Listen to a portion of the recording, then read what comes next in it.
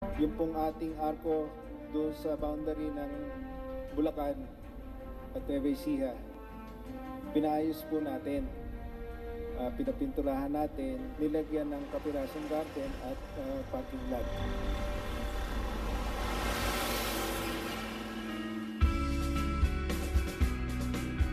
Kasabay po nito, pinagawa rin natin yung shrine ng Divina Pastora sa ating bukana at pinalagyan din po natin ng mga street lights na malalaki, yung pong pinakabuod ng ating bukana. Kasama na rin po yung pagpapaayos ng ating City Hall para magkaroon siya ng ventilasyon, nagdagdag ng mga bintana at naglagay ng mga awang sa gawing itaas. Napaka-importante po para sa amin na makita ng mga dumaraan dito sa atin na yung syudad ng Gapan ay mayroong patutunguhan. At kung ang mapupunta rito, yung mga negosyante, magkakaroon sila ng pag-iisip na maaaring dalan ng negosyo yung lungsod ng Gapan dahil mayroon silang nakikita na pag-asa at pagbabago dito.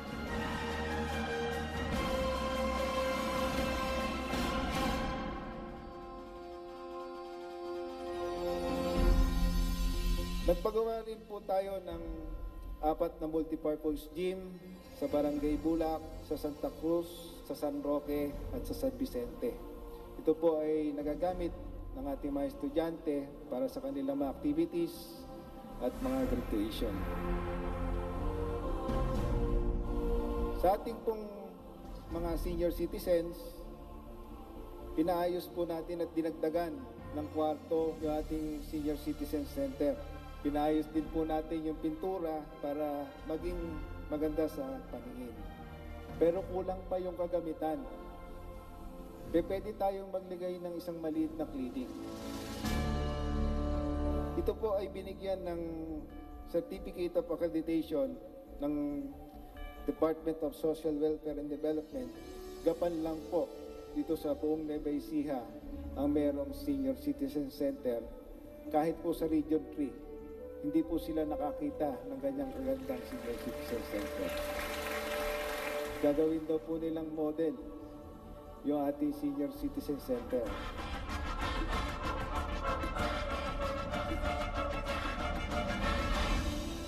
Bumili po ang ating pamahalaan panlusod ng mga brand yung heavy equipments at truck. 12 dump truck po ito, 2 transit mixer, 1 batching plant, 1 loader, at 2 backhoe, at 1 cargo truck. Ang pinambili po dito, inutang natin sa Philippine National Bank. Nagkakahalaga po ng mahigit 100 milyon. Malaki yung maibibigay na serbisyo ng ating mga equipment na ito. Unang-una po, pag ipinabit po natin yung pagpapasimento ng mga kalsada, kasama na po dito yung contractor's profit na magkakaroon halos ng 15 to 20% ng contract price. Pero ngayon po na mayroon na tayong mga sariling equipment, kayang-kaya na po natin tambakan lahat ng kalsada na gustong patambakan ng ating mga kapitan. Sisiguraduhin natin na yung ating mga magsasaka ay mabibigyan natin ng maayos na kalsada upang marating ang kanilang mga bukirin nang sa gayon mabawasan yung mga dagdag na gastos nila sa paghahakot ng kanilang mga produkto. Matatambakan na rin po lahat ng bumabahang eskwelahan. Makakasap po kayo, tuloy-tuloy po yung pag-andar ng mga truck na ito.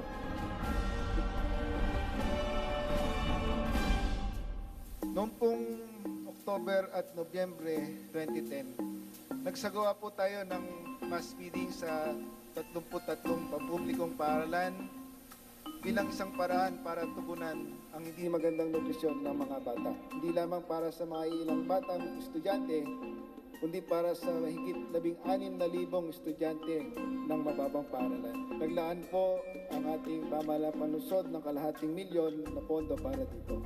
Nagbigay din po tayo ng 3,000 PhilHealth cards sa mga mahihirap, kung saan ang kabuong bayad po nito ay 1,200. Sinasagot po ng pamahalaang panlungsod yung 600, yung kalahati po na 600, yung national government po ang sumasagot. Sa larangan po ng edukasyon, nakikita po natin na sa hirap ng buhay ay napipilitan yung ilan nating mga magulang na paghintuin na yung kanilang mga anak sa pag-aaral dahil hindi na kayang bayaran yung matrikula. Benas nga po ang isang bata kung minsan kung makapagtapos siya ng high school man lang upang matulungan ang mga kabataan at high school graduates na ito na hindi kayang magkolehiyo. Nagtayo po kami ng Gapan City Technical School na kasalukuyan pong nakabahay doon sa ating lumang City Hall. Ngayon po ay nag-aalok tayo ng 5 kurso rito: welding, plumbing, beauty care,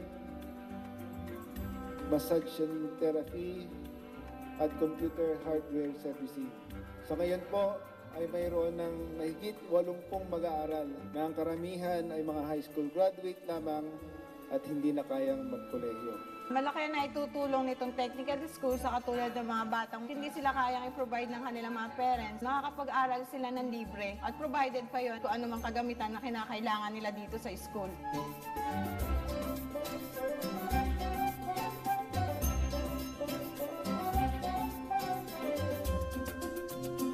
Ang pamahalaang panlungsod at ang Bayanihan para sa Bayan Foundation ay nagtulungan sa mga gastusin na maibigay ng libre ang matrikula ng mga estudyante. At nakakatuwa po na 100% sa ating mga graduates ang pumapasa sa TESDA Competency Test.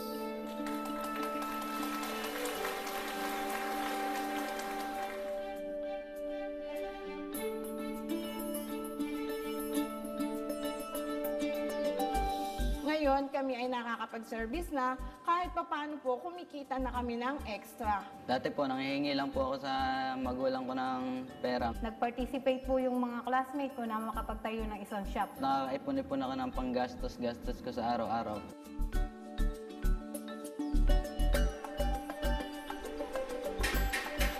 Ang aming pong target hanggang sa susunod na taon ay makapagdagdag pa tayo ng isang kurso na housekeeping. Di lamang po rito pwedeng magtrabaho yung mga yan. Pwede rin po yan sa ibang bansa. Di lamang po libreng pag-aaral, hinahanap din po namin sila ng trabaho. 10 po nung graduates ng welding ay napasok dun sa Hanjin Company. Kung hindi dahil sa programang ito, hindi ko naman po kakayanin na makapag-aral pa dahil ako may mga anak pa rin pong pinag-aaral. Mas marami pa pong programa na magagawa ang ating butihing mayor. Napakabuti po niya kasi alam niya po yung mga kailangan ng mahihirap na kagaya natin. Para naman po doon sa ating mga mag-aaral na nasa kolehiyo, naglaan po tayo ng 3.5 million pesos para pangbigay na scholarship, 10,000 a year, yung nakaalat para doon sa ating mga scholars.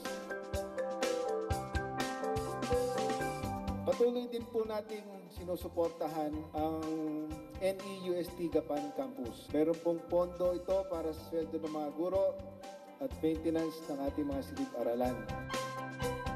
Mula po sa mahigit 500 noong school year 2010-2011, ngayon po mahigit 600 na ang estudyante dito. 4 na milyong piso po ang inilaan na budget para po sa Gapan Campus ng NEUST. Isa po sa mga balaki namin ay mailipat po ito sa isang lugar na mayroon siyang pagkakataong lumaki. Mayroong lupa yung ating Gapan City Hall sa gilid ng 1R Liwag Memorial High School. Kulang 3 hektarya po yun para paunti-unti makapagtayo tayo ng school buildings. Ano man po kasing development yung magagawa. So kung meron pong gym, halos isang lugar na lang, 2 eskwelahan yung ating makakagamit. Noong pong pasukan ay nagbigay po ang ating lungsod ng 17,000 school bags para po doon sa ating mga 3LM at grade 1 to grade 6 na estudyante ng public schools. Umubos po tayo ng 1.5 billion para po doon sa 17,000 school bags na binigay natin dito sa ating mga estudyante.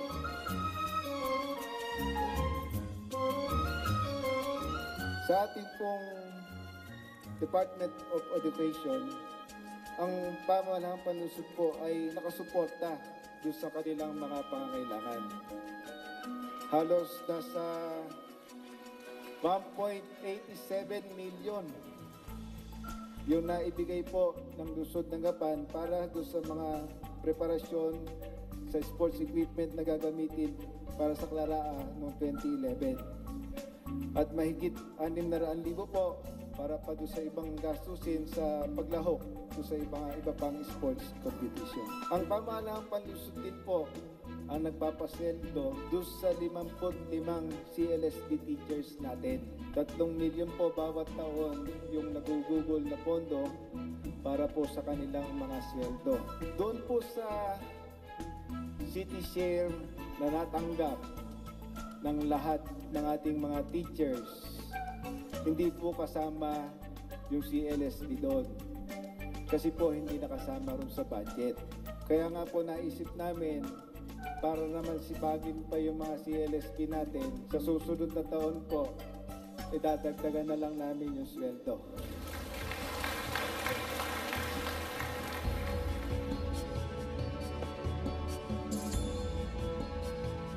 Nagbibigay po ang ating pamahalang palusod ng subsidy na 100 piso bawat bag ng ating organic fertilizer at 600 pesos bawat bag ng hybrid at certified rice seeds para maging abot kaya ang halaga nito sa ating mga magsasaka at para tumaas ang inaaning palay ng ating lungsod.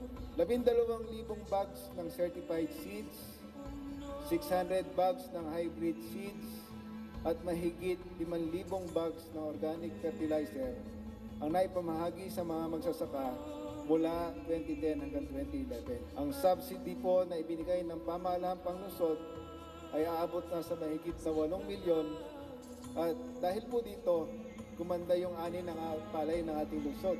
Umabot na po ng 71,997 metric tons noong 2010 kahit mayroong mga bagyo at water stress. Nagpabigay din po ng 400,000 binhi ng isda na galing sa provincial government ang pinamahagi sa mga fish pond owners upang tumaas ang produksyon ng isda at maging abot kaya ng mga mangbili. Kaugnay po nito, ang Bayanihan para sa Bayan Foundation ay nagpagawa ng isang mini dam sa Barangay Makabaklay